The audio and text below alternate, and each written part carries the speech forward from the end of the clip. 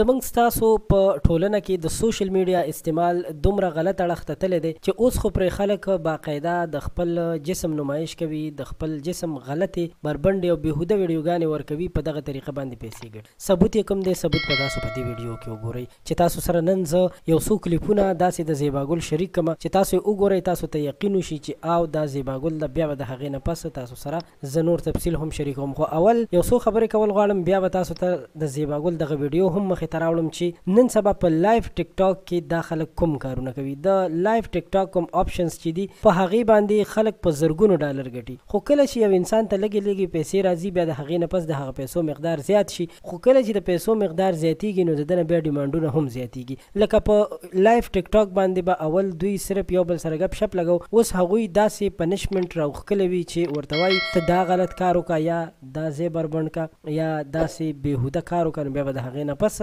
تا ته چې دی موږ دغه پیسې درکوو یا ستا دا ټرانزیکشن به خلاص شي. نو دغسې کارونه پښتنو ټیک ټاکرانو هم شروع کړي دي، لکه زیباګل به یاده کړو، بېهوده او فضول قسم کارونه یې شروع کړي دي چې هلکانو سره راځي په لایو ویډیوګانو کې، هغوی ورته وایي دا ځای وښایه هغه ځای وښایه، یا د دې نه علاوه یو بله جینۍ وه هغې خو پکې باقاعده د خپل منګوټي هم خوځول او داسې نور قسم فضول بېهوده حرکات او خېټه ښودل. نو دغه هر څیزان چې دي دا نن سبا په ټیک ټاک باندې شروع دي. په ټیک ټاک باندې زموږ د ځوان نسل د اخلاقیاتو جنازه ووته. نن سبا د اخلاقیاتو دا حال دی چې د مشر او کشر تمیز ختم شو. په دې هر څه کې لوی لاس چې کوم دی دا پکې د سوشل میډیا دی او په سوشل میډیا کې بیا د ټیک ټاک دی. نو دوستانو موږ د دې باره کې اواز اوچتول غواړو، تاسو هم موږ سره یوځای شئ چې دا کومې پښتنې ټیک ټاکرانې دي دا په دې هر څه باندې پوه شي او د دې بېهودګۍ نه لاس په سر شي.